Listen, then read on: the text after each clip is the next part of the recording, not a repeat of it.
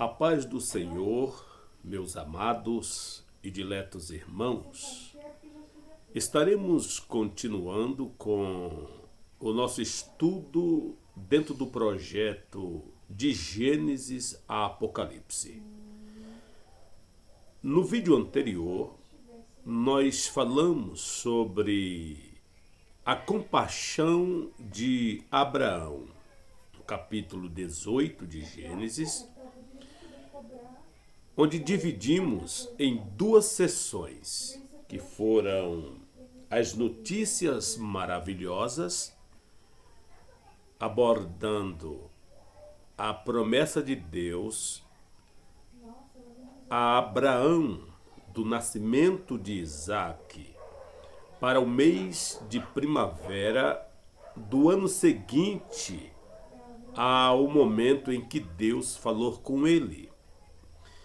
E falamos sobre as péssimas notícias, quando Deus avisou Abraão que Sodoma e Gomorra seria destruída. A promiscuidade, o pecado, a devassidão daquele povo foi tamanha que a ira de Deus caiu sobre ela. No capítulo 19, portanto, agora estaremos tratando ou analisando a destruição desta cidade, a cidade de Sodoma e Gomorra.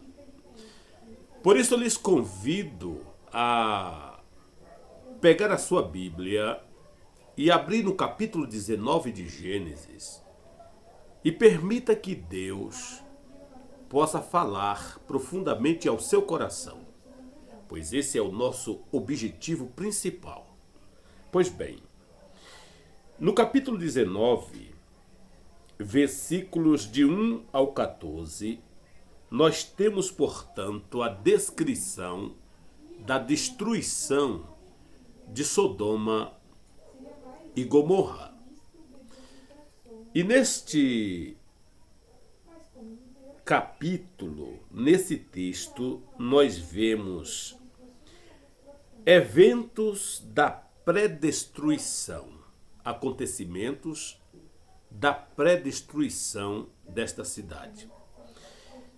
Portanto, no versículo 1 até o versículo 3, nós temos Ló, o sobrinho de Abraão, e a sua experiência com os mensageiros do Senhor, com os anjos.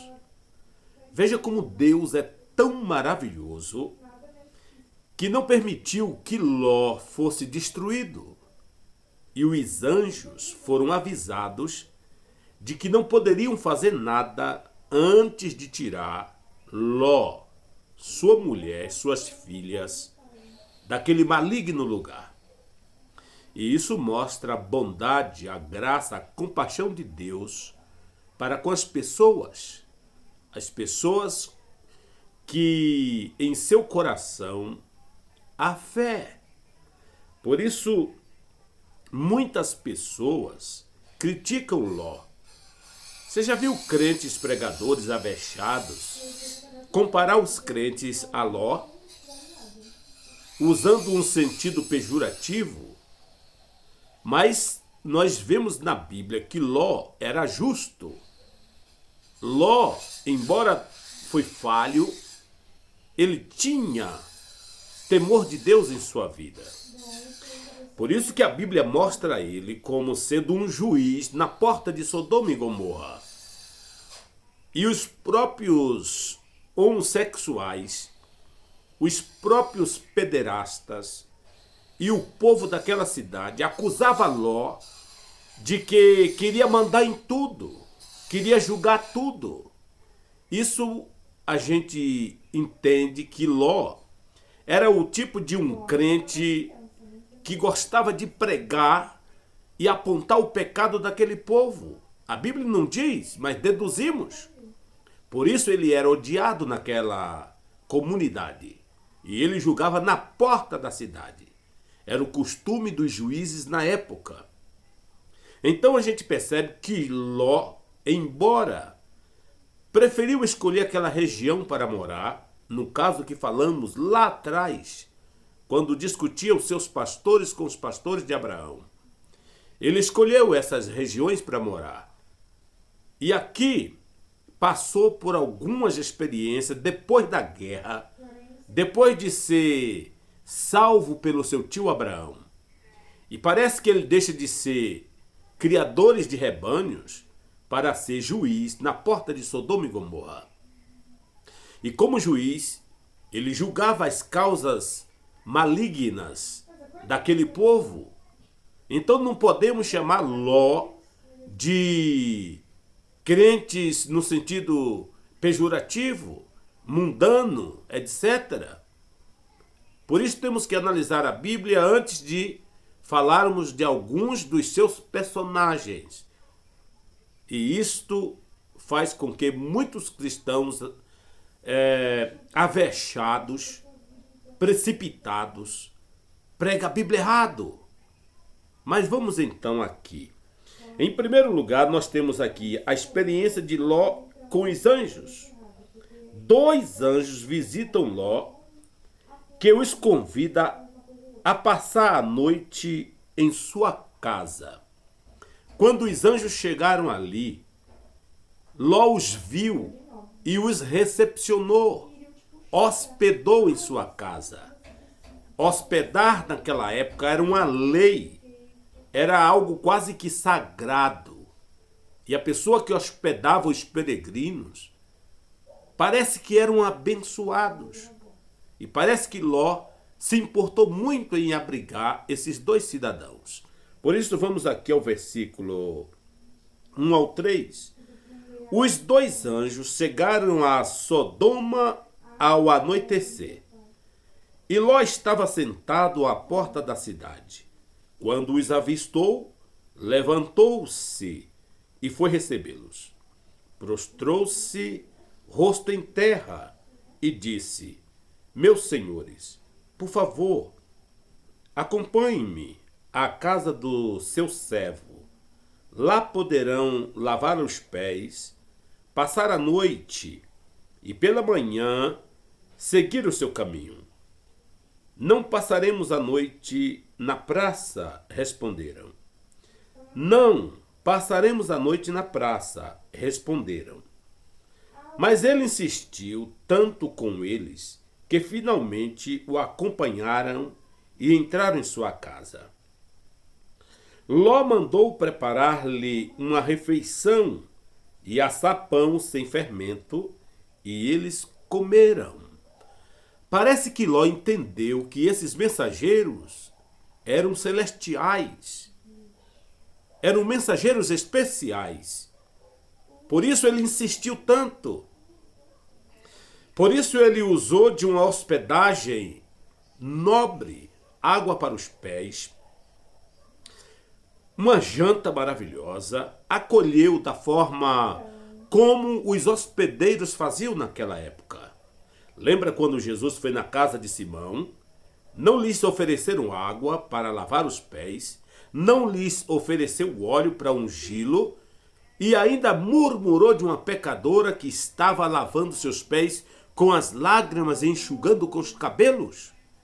E Jesus deu aquela lição espiritual neles, pois a hospedagem fazia parte da cultura dos orientais daquela época. E deixar de fazer uma boa hospedagem dizia que aquela pessoa era mesquinha, era uma pessoa antissocial, enfim, hospedar era um ato sagrado. Pois bem, nós temos aqui Ló e os sodomitas. Ló e os anjos, ele os acolheu. Ló e os sodomitas e os moradores daquela região. Vamos analisar aqui nos versículos de 4 a 11, quando os habitantes de Sodoma pedem que Ló lhes entregue os 2 homens para que eles possam molestá-lo sexualmente. Ali era uma comunidade de gays, de homossexuais, de pederastas, que cometiam atos abomináveis. O sexo entre homem com homem, mulher com mulher, pecado grosseiro contra Deus e contra a sociedade, que até hoje tem levado milhares e milhares de pessoas para o inferno. E Deus condena o homossexualismo, Deus condena o lesbianismo. É um pecado grosseiro que ofende a santidade divina. Pois Deus criou homem e mulher, macho e fêmea, para que se amem, para que se perpetue a sua espécie. Ao contrário disso, é confusão, é pecado e leva o homem à condenação eterna. Vamos aqui aos capítulos de 4 a 11. Essa introdução entre Ló e esses rapazes enfeminados. E a Bíblia diz assim: ainda não tinham ido deitar-se, quando todos os homens de toda a parte da cidade de Sodoma, dos mais jovens aos mais velhos, cercaram a casa. O pecado já estava impregnado e não escolhia idade. Velhos, senhores de idosos, jovens, todos pederastas, todos mergulhados no infame pecado do homossexualismo. E a Bíblia diz: chamaram Ló e lhes disseram: onde estão os homens que vieram à sua casa esta noite? Traga-os para nós aqui, fora, para que tenhamos relações com eles. Ló saiu da casa, fechou a porta atrás de si e lhes disse: não, meus amigos, não façam essa perversidade. Olhem, tenho 2 filhas que ainda são virgens. Vou trazê-las para que vocês façam com elas o que bem entenderem. Mas não façam nada a estes homens, porque se acham debaixo da proteção do meu teto. Saia da frente, gritaram, e disseram: este homem chegou aqui como estrangeiro, e agora quer ser juiz em tudo. Era a posição de Ló naquela época, era juiz. Faremos a você pior do que a eles. Então empurraram Ló com violência e avançaram para arrombar a porta. Nisso os 2 visitantes agarraram Ló, puxaram-no para dentro e fecharam a porta. Depois feriram de cegueira os homens que estavam à porta da casa, dos mais jovens aos mais velhos, de maneira que não conseguiam encontrar a porta. Os 2 homens perguntaram a Ló: você tem mais alguém na cidade? Genros, filhos ou filhas? Ou qualquer outro parente? Tirem-o daqui, porque estamos para destruir este lugar. As acusações feitas ao Senhor contra este povo são tantas que ele nos enviou para destruir a cidade. Então Ló foi falar com os seus genros, os quais iam casar-se com suas filhas, e lhes disse: saiam imediatamente deste lugar, porque o Senhor está para destruir a cidade. Mas eles pensaram que ele estava de brincadeira. Então nós temos aqui Ló e a sua família, Ló e os sodomitas. Eles não atenderam a voz do coitado do Ló e decidiram até cometer atos imorais com o próprio Ló. Foi nesse momento que os anjos de Deus tiraram Ló dali e deram a ele a oportunidade de livrar, de salvar pessoas da sua família. E os genros de Ló, que iriam casar com as suas filhas, zombaram, riram da cara dele. Lembra da época dos antediluvianos, quando zombaram de Noé? E sempre é assim, as pessoas não acreditam que Deus há de julgar essa terra. E quando nós falamos que Deus tem um dia específico para julgar a terra, as pessoas zombam de nós. Nos chamam de louco, de crentes retrógrados. Mas saiba você que Deus tem um dia que julgará essa terra, esta humanidade perversa. E isso é bíblico, isso é verdade, e isso é fato. Pois bem, nós temos agora aqui Ló e sua família. Nós vimos Ló e os anjos, Ló e os sodomitas.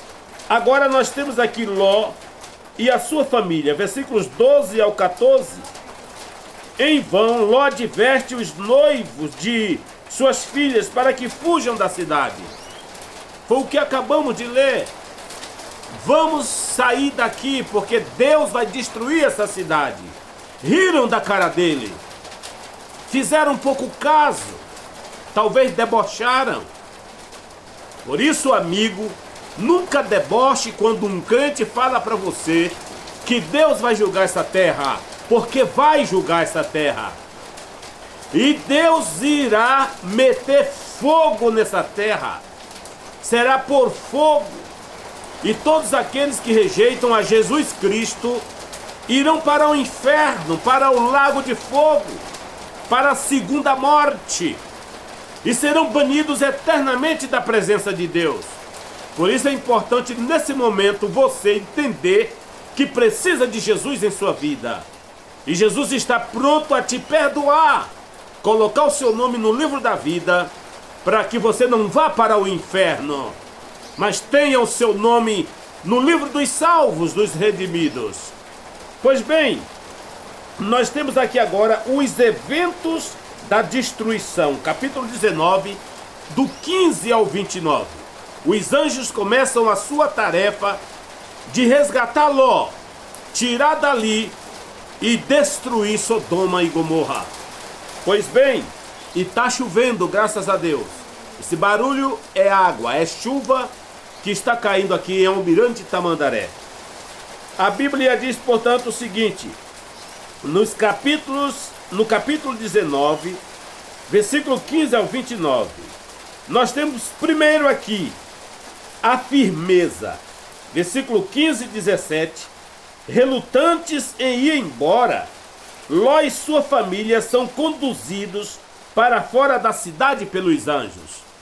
Veja como o pecado escraviza as pessoas, prende as pessoas, impressionam as pessoas. O pecado atrai as pessoas. A família de Ló estavam tão habituados com aquela cultura imunda que os anjos tiveram que relutar com ele. E eles não queriam sair. Por isso os anjos tirou eles dali. As filhas estavam tão acostumadas com aquela promiscuidade que cada uma delas eram duas. Tinham um namorado sodomita. Isso fala o quanto que a família de Ló estava se influenciando ou sendo influenciada com aquela cultura miserável. Por isso nós temos que ter o cuidado, porque o mundo lá fora, ele quer nos trazer ou nos levar para lá. E hoje o inimigo está lutando de uma forma mais sutil. Quer trazer o mundo para dentro da igreja. E as coisas se parecem tanto um com o outro, que é tão difícil identificar o que é trigo, o que é joio, o que é certo, o que é errado, o que é verdadeiro, o que é falso, o que é, o que não é. Hoje o cristianismo no Brasil está mais ou menos por aí. E se não for pela misericórdia de Deus, quando a trombeta tocar, não sobe absolutamente ninguém. Por isso, irmãos, vamos pedir graça e misericórdia ao Senhor Jesus.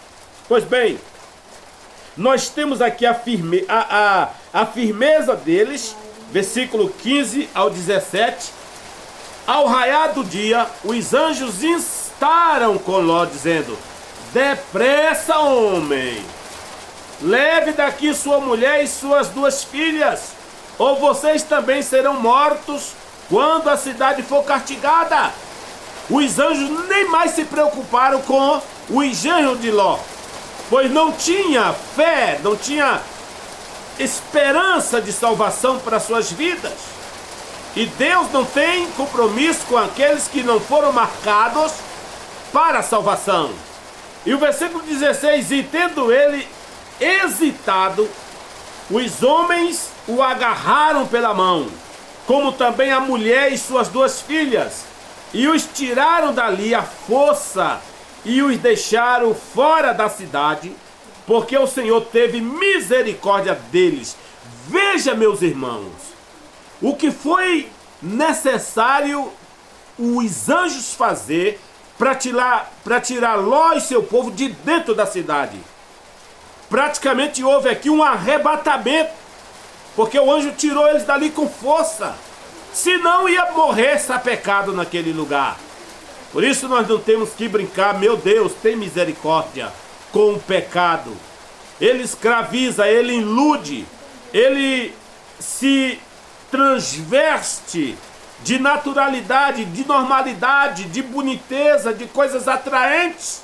Por fora é uma lindeza, mas por dentro é lamentável a situação. Que Deus tenha misericórdia de nós. Pois bem, nós temos aqui o medo impregnado neles. Versículo 18 ao 22. Ló implora para que possa morar em Zoar, uma pequena vila perto de Sodoma. Ele disse: olha, meus senhores, eu vou, mas permita que eu vá para Zoar, uma vilazinha que tinha, uma pequena cidade metropolitana, quem sabe?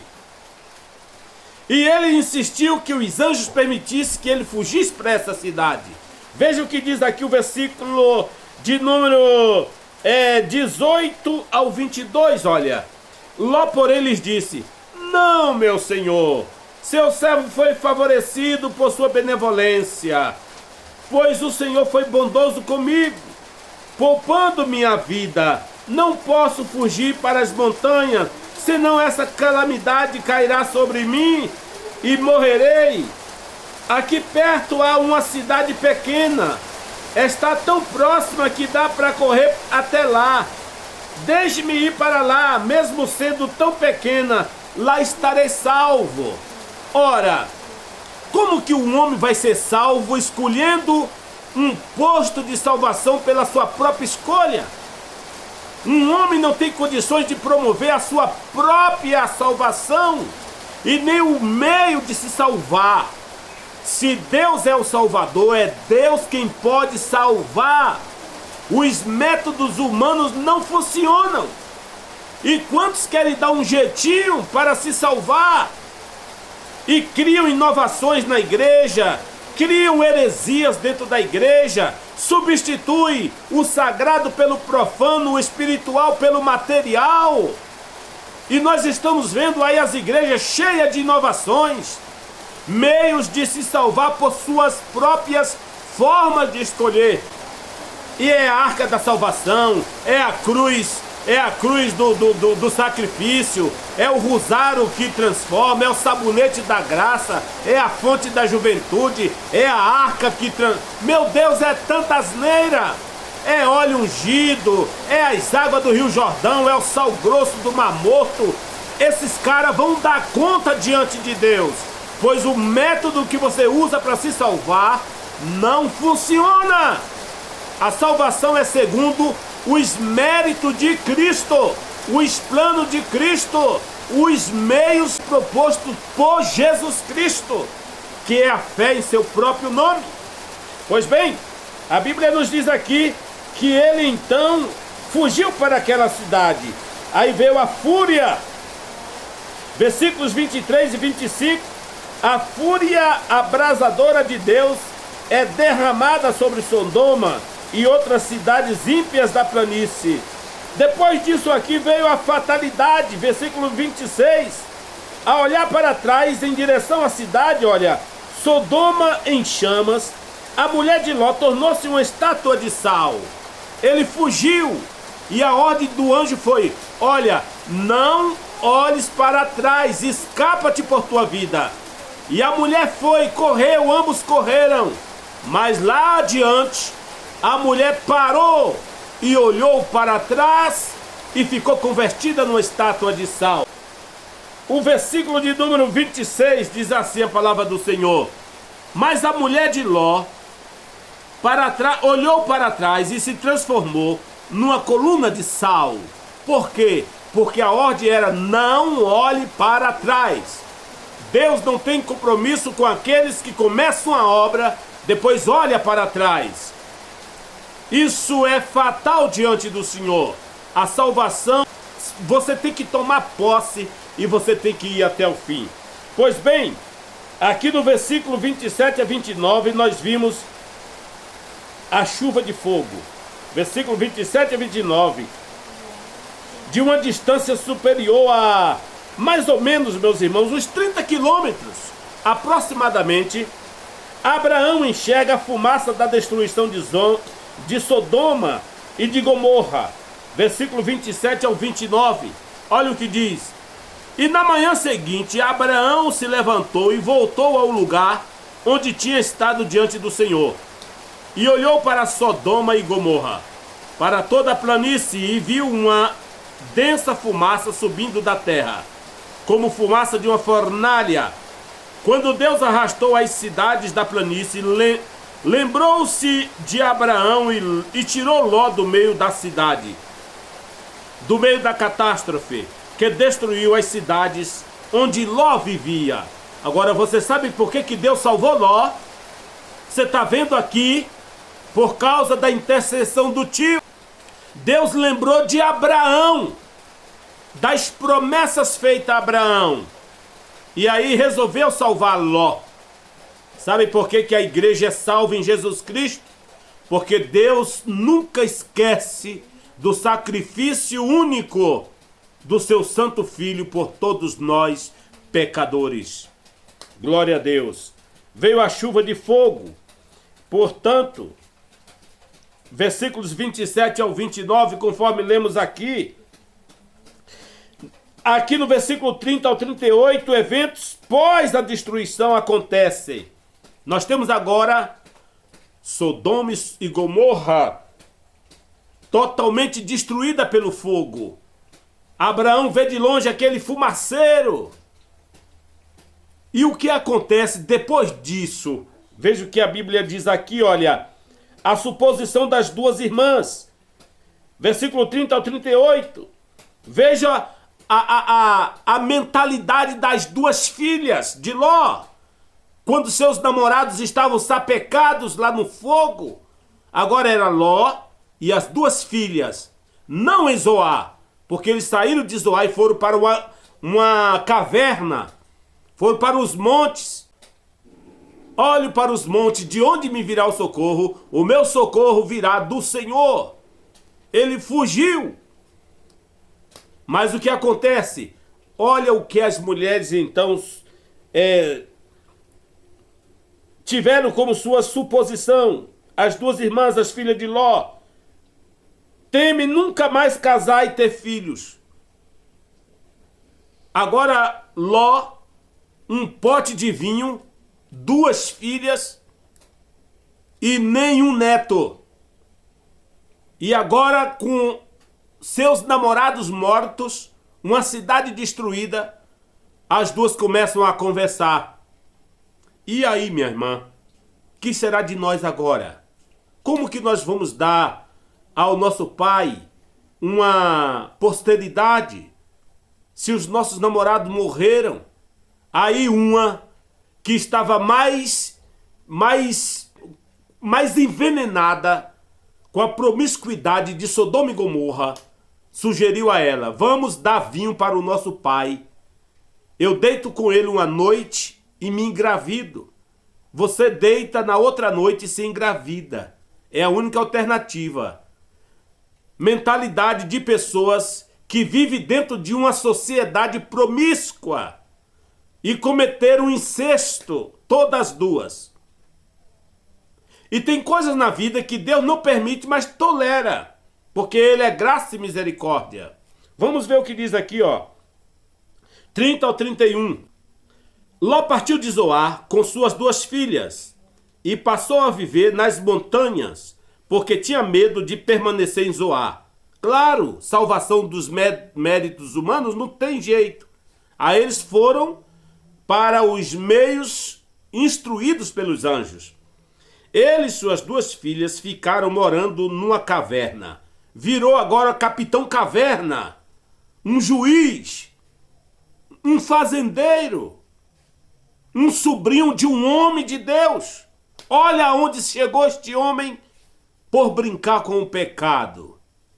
Pois bem, um dia a filha mais velha disse à mais nova: nosso pai já está velho e não há homens nas redondezas que nos possuam, segundo o costume de toda a terra. Vamos dar vinho ao nosso pai e então nos deitaremos com ele para preservar sua linhagem. É o que dá com quem gosta de cachaça. Enche o cabo de cachaça, de bebidas degradantes, que é, infelizmente, o pivô da destruição em massa de parte da sociedade.